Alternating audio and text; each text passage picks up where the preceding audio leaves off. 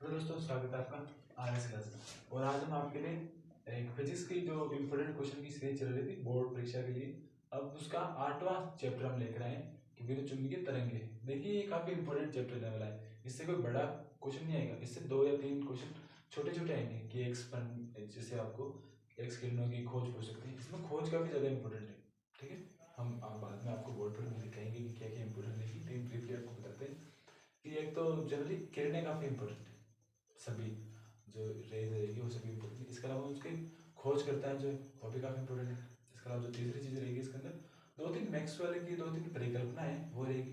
तो आज का एक छोटा सा सेशन जो आपको बताएगा कि आपको इस 8 चैप्टर जो है विद्युत चुम्बकीय तरंगे उसमें से क्या क्या चीज़ पढ़नी है जिससे आप कम समय के अंदर एक बहुत अच्छे नंबर ला सके अपनी बोर्ड परीक्षा के अंदर, वो भी फिजिक्स में, जो कि एक डिफिकल्ट बहुत फिजिक्स की सबसे मेरे हिसाब से पूरी दुनिया में जैसे सबसे डिफिकल्ट सब्जेक्ट माना जाता है वो फिजिक्स होता है। उसके अंदर आप कम समय में पढ़े तो ज़्यादा नंबर कैसे लाए, उसकी सीरीज चल रही। तो उसका 8वां सेशन को हम क्या करते हैं, 8वां चैप्टर विद्युत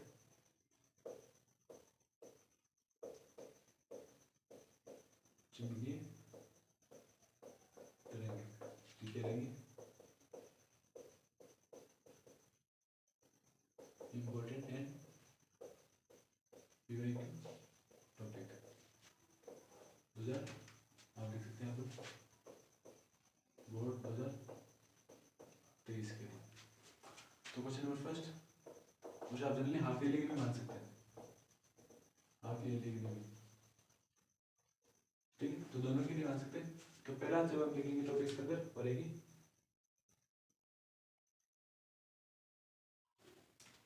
जो पहला टॉपिक है क्वेश्चन में एक टॉपिक लिखते हैं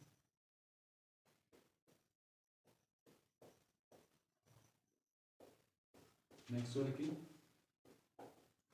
विस्थापन धारा परिकल्पना। देखिए ये नहीं कि हम बस आ रहे हैं बोर्ड पर लिखा रहे हैं, कुछ ऐसा नहीं।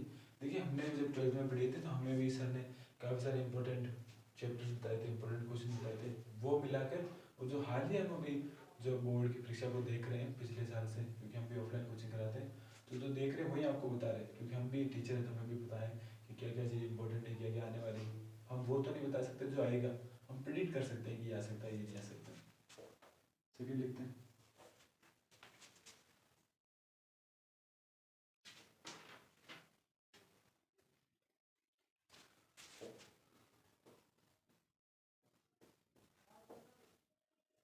मैक्सवेल के 3 नियम।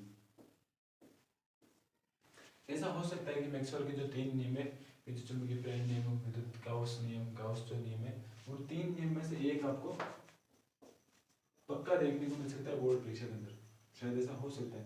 अगर इसका 8वां क्वेश्चन आता है तो वो बात अलग है, लेकिन जनरली आपको एक क्वेश्चन नियम से देखने को जरूर मिलेगा और एक क्वेश्चन किरणों से देखने को मिल सकता है। थर्ड जो चैप्टर रहेगा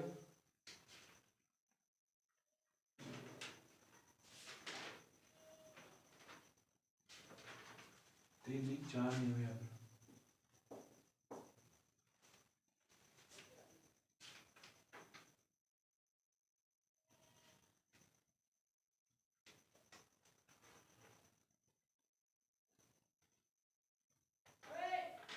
तो जो लास्ट क्वेश्चन रहेगा वो रहेगा विद्युत चुम्बकीय तरंगों का स्पेक्ट्रम, जिसे हम कह सकेंगे कि विद्युत चुम्बकीय तरंगों का स्पेक्ट्रम क्या होता है। हम लिखेंगे विद्युत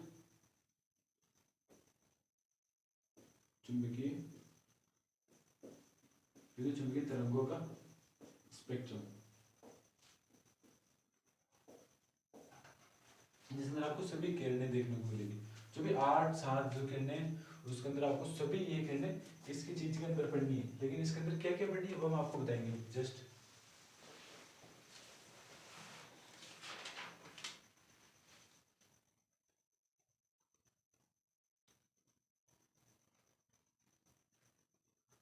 देखिए इसके अंदर इंपॉर्टेंट क्या है। फर्स्ट एक इसका आविष्कार याद रखना है, सेकंड स्रोत, थर्ड रहेगी